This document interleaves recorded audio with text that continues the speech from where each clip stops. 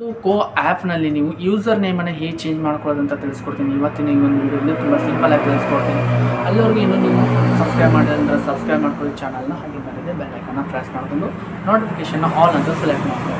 And next ನೀವು ಏನಂದರೆ ಇನ್ಸ್ಟಾಗ್ರಾಮಲ್ಲಿ ಇನ್ನೂ ಫಾಲೋ ಮಾಡಿ ಅಂದರೆ ಈ ಕೂಡಲೇ ಇನ್ಸ್ಟಾಗ್ರಾಮ್ ಅಕೌಂಟ್ನೂ ಕೂಡ ಫಾಲೋ ಮಾಡ್ಕೊಳ್ಳಿ. ಓಕೆ, ಇವಾಗ ಫಸ್ಟು ಮೇನ್ ಮ್ಯಾಟರ್ಗೆ ಬರೋಣ. ವೀಡಿಯೋ ಕಾನ್ಸೆಪ್ಟ್ ಏನಿದೆ ಅದ್ರ ಬಗ್ಗೆ ಹೇಳ್ಕೊಡ್ತೀನಿ. ಓಕೆ, ನೀವೇನು ಮಾಡಬೇಕು, ಕೋ ಅಪ್ಲಿಕೇಶನ್ನ ಓಪನ್ ಮಾಡ್ಕೊಳ್ಳಿ. ಅದೇ ರೀತಿ ಕೋ ಅಪ್ಲಿಕೇಶನ್ ಓಪನ್ ಆಗುತ್ತೆ. ಓಪನ್ ಆದಮೇಲೆ ಮೇಲ್ಗಡೆ ಪ್ರೊಫೈಲ್ ಆಪ್ಷನ್ ಇರುತ್ತೆ, ಲೆಫ್ಟ್ ಸೈಡಲ್ಲಿ ಆ ಒಂದು ಪ್ರೊಫೈಲ್ ಆಪ್ಷನ್ ಸೆಲೆಕ್ಟ್ ಮಾಡ್ಕೊಂಡ ತಕ್ಷಣ ನಿಮಗೆ ನೋಡ್ಬೋದು ಎಡಿಟ್ ಪ್ರೊಫೈಲ್ ಅಂತ ಇಲ್ಲಿ ಒಂದು ಆಪ್ಷನ್ ಇರುತ್ತೆ.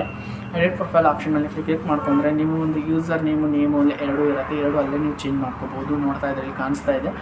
ಓಕೆ, ಇಲ್ಲಿ ನೆಕ್ಸ್ಟ್ ನೀವು ಫಸ್ಟಿಗೆ ನೀವು ನೇಮ್ ಚೇಂಜ್ ಮಾಡ್ಕೋತಾರೆ. ನೇಮ್ ಸೆಲೆಕ್ಟ್ ಮಾಡ್ಕೊಳ್ಳಿ. ಯೂಸರ್ ನೇಮ್ ಸೆಲೆಕ್ಟ್ ಮಾಡ್ಕೊಳ್ಳಿ. ನಾನು ಯೂಸರ್ ನೇಮ್ ಸೆಲೆಕ್ಟ್ ಮಾಡ್ತೀನಿ.